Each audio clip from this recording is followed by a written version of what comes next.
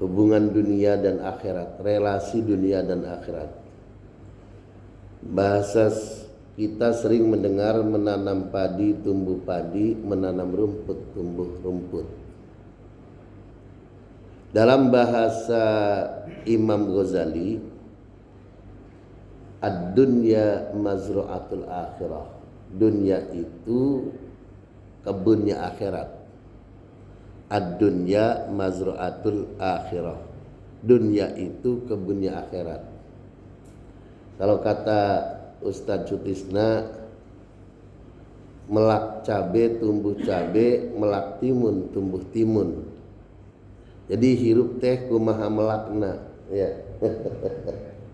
Hirup teh kumaha melakna. Hidup itu bagaimana amal perbuatannya di dunia. Jadi ini paling sering disampaikan oleh para kiai dan para ajengan di daerah Sunda. Hirup teh kumaha melakna. Hidup itu bagaimana amal ketika di dunianya. Jadi kalau orang itu nanam cabai akan tumbuh cabai, kalau nanam timun akan tumbuh timun. Nah, artinya jika Anda tidak ingin dicubit, maka jangan mencubit orang lain. Jika Anda tidak ingin disakiti, maka jangan menyakiti orang lain. Jadi jika seorang pemimpin ingin disayangi rakyatnya, maka pemimpin itu harus menyayangi rakyat yang dipimpinnya. Jadi jangan berpikir akan disayangi rakyat yang dipimpinnya kalau pemimpin itu tidak menyayangi rakyatnya. Jadi hirup teh kumaha melak.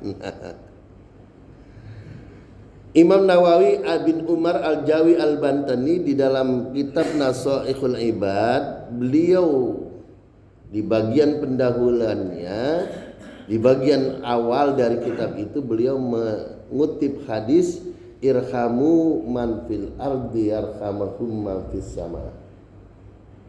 Irhamu man fil ardi yarhamukum man fis sama. Sayangi makhluk yang di bumi, maka para malaikat yang di langit akan memintakan, mendoakan kepada Allah agar menyayangi kita, insya Allah. Jadi setelah COVID-19 itu saya sering banyak menyaksikan orang itu menyayangi kucing. COVID-19 itu banyak orang menyayangi kucing. Di waktu itu kan jarang kendaraan dari depan ruko ke depan. Pas kebetulan saya mau ke sana. Ada seorang ibu-ibu mau ke depan. Kebetulan saya naik sepeda motor. Bu, mau kemana? Mau ke depan. Kalau gitu ikut saya sekalian. Nah, dia ikut. Jadi di sebelum lampu merah itu ada apa namanya itu bina tunggal. Nah, di belakang bina tunggal dia berhenti. Pak, saya berhenti di sini, Pak. Kucingnya sudah nungguin. Saya lihat kucingnya sudah nungguin. Ada 10 ekor lebih. Jadi tiap pagi dia itu membeli ikan cuek ke pasar. Lalu kemudian dia kasih nasi, langsung dia anterin ke sana. Tiap hari dia beli. Dan sekarang saya sering memperhatikan orang itu mengamalkan begitu. Irhamu man fil ardi yarhamukum man fis sama. Jadi kalau Anda menyayangi kucing, maka para malaikat yang di langit akan mendoakan kepada Allah agar Allah menyayangimu. Insya Allah. Dalam bahasa lain, di dalam hadis qudsi itu Allah menegaskan anfik unfik. Anfik unfik. Berinfaklah kalian, maka Allah akan mengganti infakmu. Belanjakanlah harta kalian di jalan Allah, maka Allah akan ganti. Anfik unfik, memberi maka akan diberi oleh Allah. Jadi kalau orang pelit itu sulit untuk bisa mendapatkan. Jadi Allah memberikan ilmu dalam pengertian ilmu mancing. Kalau Anda ingin mendapatkan rezeki besar, maka kasih umpan yang besar.